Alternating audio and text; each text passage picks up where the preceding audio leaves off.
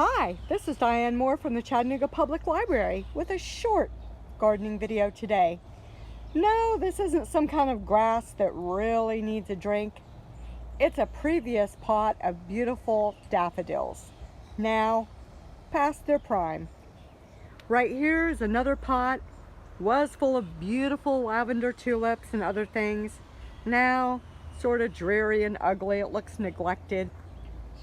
Right over here I have a couple of more pots that were full of spring bulbs and beautiful tulips.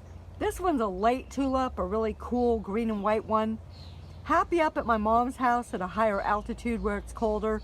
Terrible here. Another pot that was beautiful, not now. Now they look like they need help. I'd like to appeal to you for help from these plants. If you can please, oh please, just leave those leaves till they turn at least yellow. That way they're making food, refurnishing the bulb, so next year they'll be beautiful as well.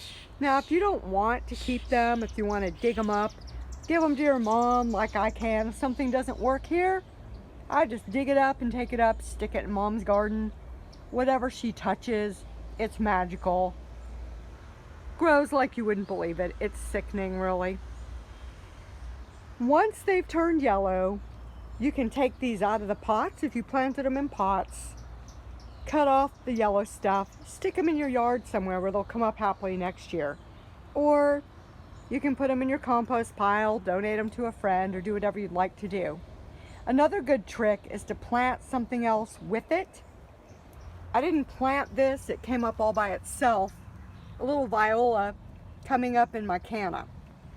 Now these don't look so good either.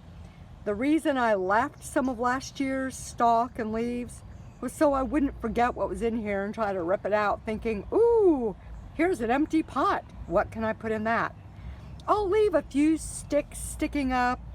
That way it marks the spot and I know that I have something planted there.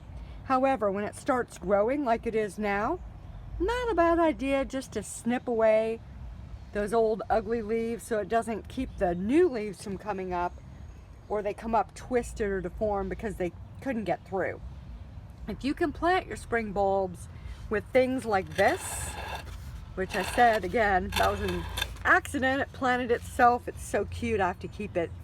Violas, pansies, they look great for a little bit longer, or you can start sticking some other things in there with them. And that way they sort of cover up the ugly leaves as they die down.